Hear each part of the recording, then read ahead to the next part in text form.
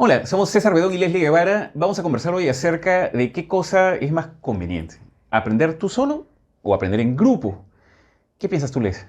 Me parece que ambas partes son válidas, que va a haber tiempo en el tiempo que aprendas para hacerlo solo y también para hacerlo acompañado. Obviamente, ¿no? Sí, Ahora, lo pregunto porque mis recuerdos en todo caso del colegio son de estudiar yo solo, o sea, la idea de estar solo en tu cuarto con tus cuadernos. Yo raramente, digamos, en clase es complicado aprender, ¿no? Pienso, al menos desde es que es la algo, sabes, lógica que del no te lo colegio. enseñan. Me parece que al inicio te enseñan como que tienes que estudiar solo, tienes que aprender solo y conforme va pasando el tiempo vas llevando talleres, viviendo otras experiencias y ahí te das cuenta que, oye, también se podía aprender en grupo. Y este concepto que no lo entendía solito en mi casa, quemándome las pestañas, de pronto compartiendo mi duda con un grupo de personas que también se dedican a lo mismo, vienen más puntos de vista y eso que no lo entendía en 5 años, en una clase de 2 horas me destraba. Claro. Tocas un tema interesante porque, como lo hemos visto también, o sea, desde la experiencia, ¿no? Y también he leído al respecto, que va a ser mucho más sencillo que una persona se abra ante un par, digamos, porque quieras o no, en clase, y regreso a mis recuerdos del colegio,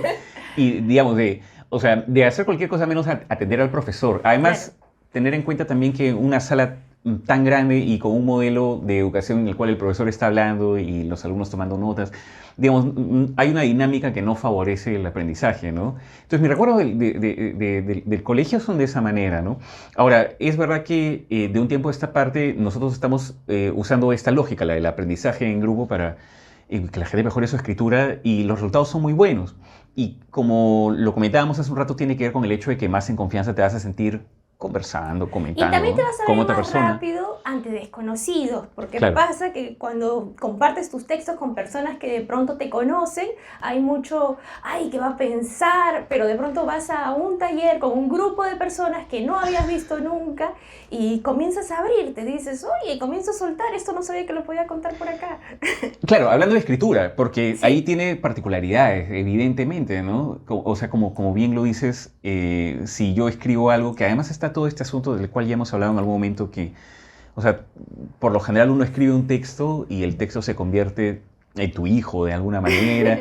Entonces, lo que vas a hacer naturalmente es es protegerlo. defenderlo, protegerlo, y estás demasiado pegado, digamos. Entonces, como sabemos, si una persona quiere escribir bien, va a tener que hacer cambios en eso que primero ha salido de su mente, va a tener que reescribirlo mucho, y si tú, digamos, estás demasiado apegado y Embebido. pegado, embebido de esto que estás haciendo, va a ser complicado que hagas cambios, mejoras, porque va a comprometer mucho tu ego, ¿no? Porque al final es un poco eso, el ego, ¿no? Como lo Claro. comentamos de cuando en cuando. ¿Qué van a decir? Esto tiene que ser de esta manera, Claro. ¿qué van a pensar de mí? O sea, vienen a juicio otras ideas que no tienen nada que ver con lo que realmente quieres comunicar, que finalmente es lo que has creado, el texto, ¿no? Ahora, un paréntesis. En tu experiencia y también viendo no sé, a estudiantes, ¿qué te parece que o sea, que es una recurrente voz en la cabeza de las personas la que existe diciendo cosas como esto no está tan bueno? O sea, ¿te parece que eso es frecuente? Me parece que es lo más frecuente de toda persona que ha terminado de crear algo, Mm, de que esto no está tan bueno, incluso tomarte una foto, ¿no? Como el selfie, ¿no? Te pasa que te tomas una foto y te tomas 100 fotos porque la primera dices esto no está tan bueno, ¿no? Me parece que claro, es una claro. idea repetitiva, continua, establecida en casi todos los seres humanos de desconfiar de lo que tú mismo acabas de crear, por lo mismo que lo acabas de crear tú. Hay Mm, una desconfianza de, oh, esto no está bien. claro. Y regreso a mi ejemplo del colegio, ¿ya? Porque también algo que se me ocurre que sucedía, y por supuesto eso hace muchos años, estoy seguro que ahora las cosas son mejores, ¿no?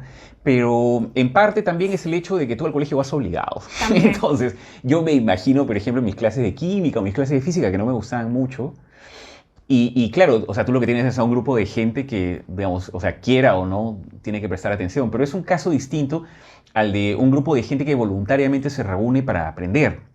Entonces, lo que yo diría es que independientemente de dónde lo hagas, pero si quieres mejorar, por ejemplo, tu escritura, un taller de escritura suele ser una buena idea precisamente por el hecho de que todos, o sea, todo el grupo voluntariamente desea mejorar esto que ya está haciendo, ¿no?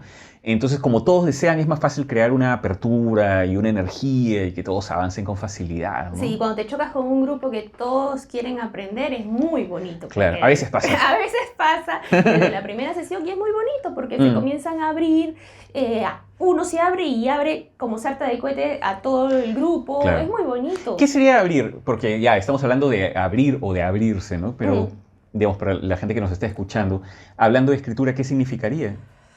¿Qué sería abrirse?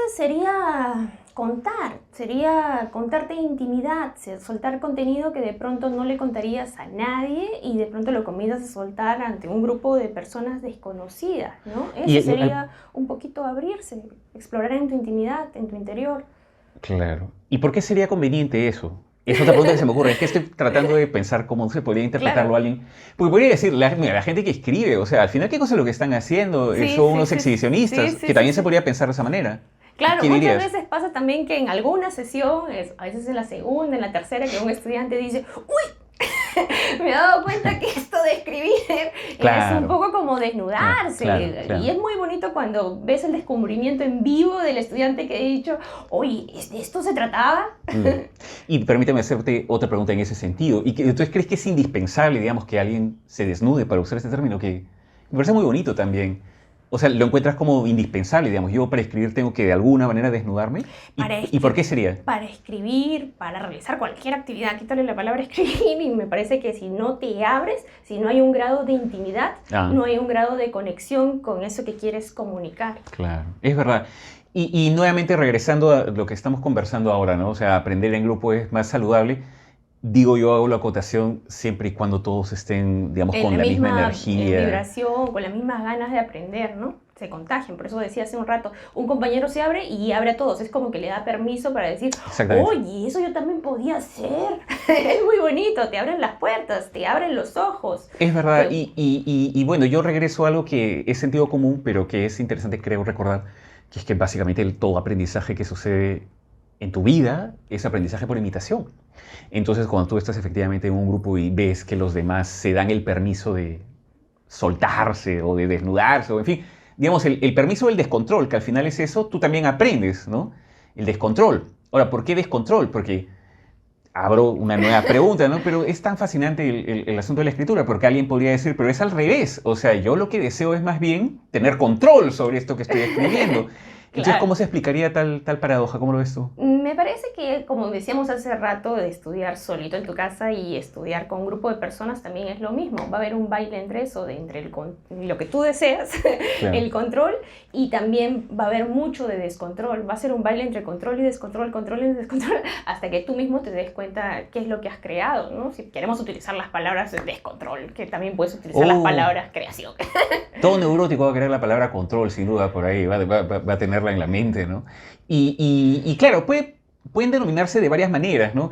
Pero es verdad, y lo comento para las personas que puedan estar escuchándonos o viéndonos y que se pregunten, bueno, ¿y cómo hago para escribir?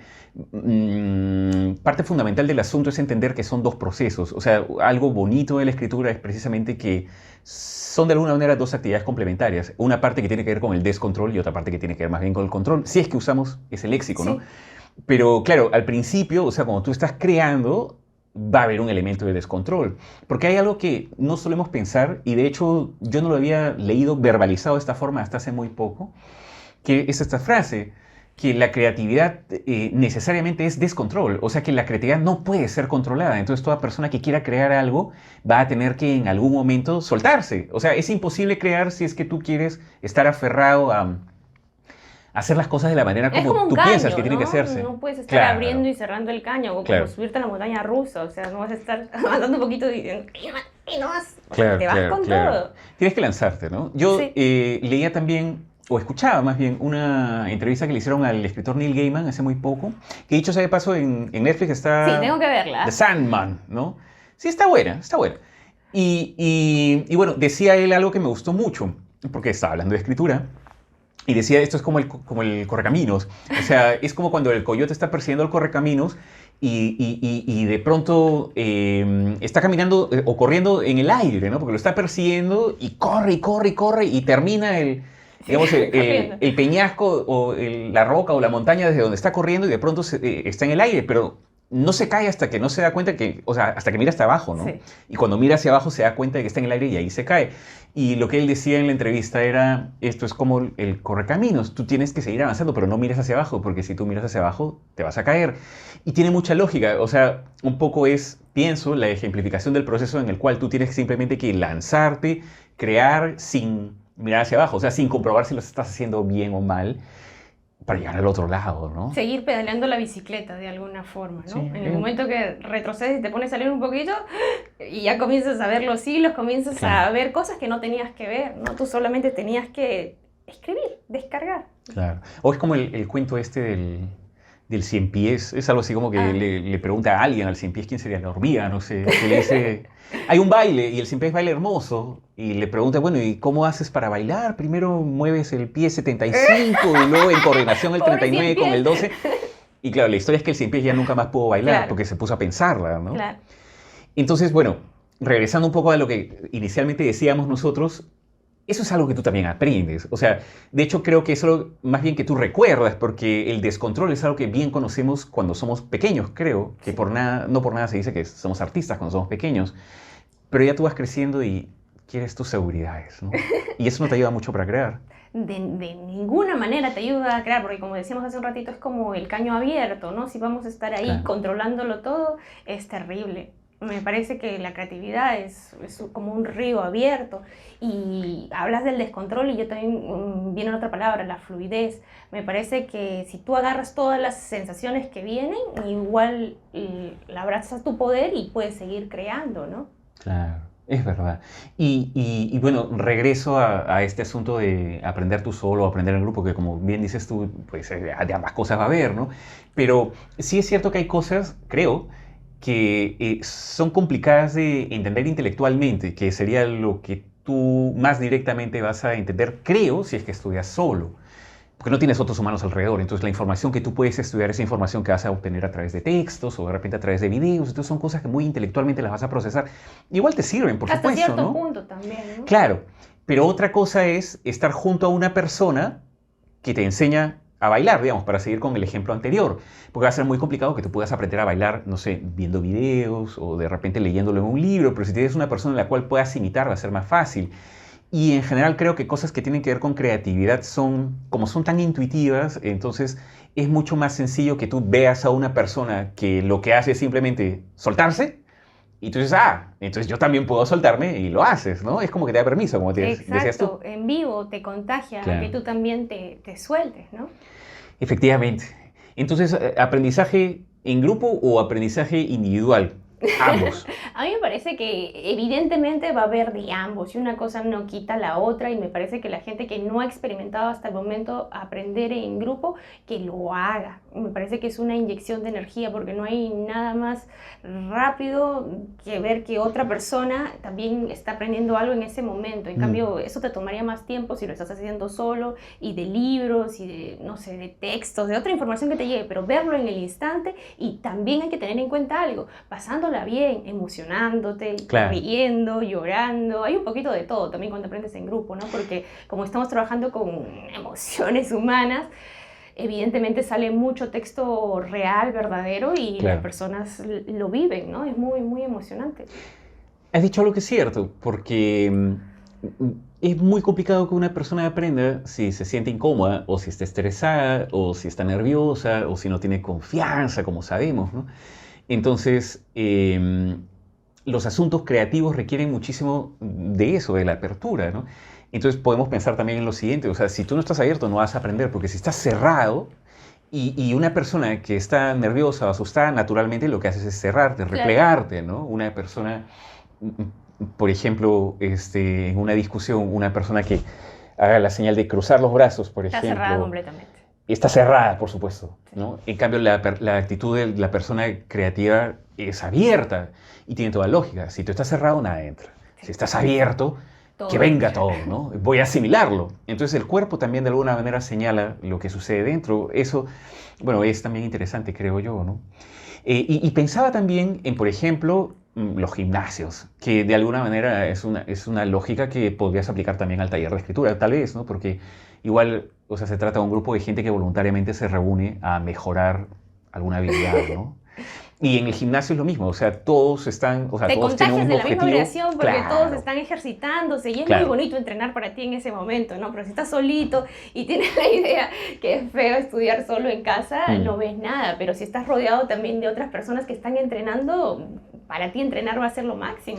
Claro, bueno, y el elemento motivación obviamente es Exacto. parte fundamental de todo esto, ¿no? Entonces, si tienes otras personas que están haciendo lo mismo que tú también dices, oye, yo también.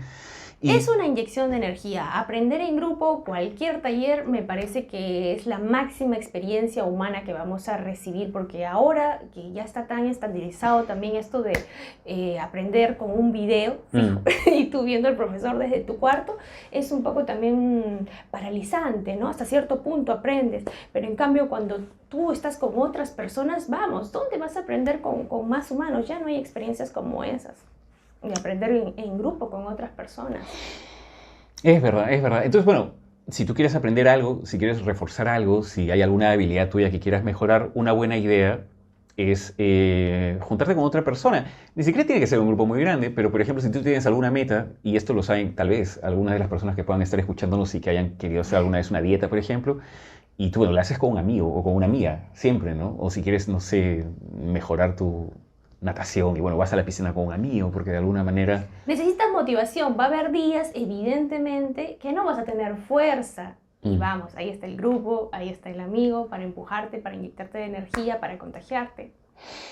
Muy cierto, entonces busca una persona, busca un semejante que te Busca pueda... un grupo. o un grupo que te pueda impulsar en una dirección. Pienso que de lo más bonito, como lo has dicho tú, es aprender junto a otras personas, ¿no? Sí. Porque además aprendemos a ser mejores personas también y creo que muchos aprenden de tus pares, no únicamente del profesor, sino también aprendes muchísimo de tus pares. Sí. Busca entonces a un ser humano o a otros seres humanos que estén dispuestos a avanzar en la misma dirección en la cual tú deseas avanzar. Tal es nuestro consejo para la transmisión de hoy, que ya se terminó, Les. ¿Qué te parece? Sí, ya se acabó. Bueno, nos encontramos entonces dentro de poco para seguir En conversando. una semana, se supone. Muchísimas gracias por tu atención. Nos encontramos muy, muy pronto. Chao, chao.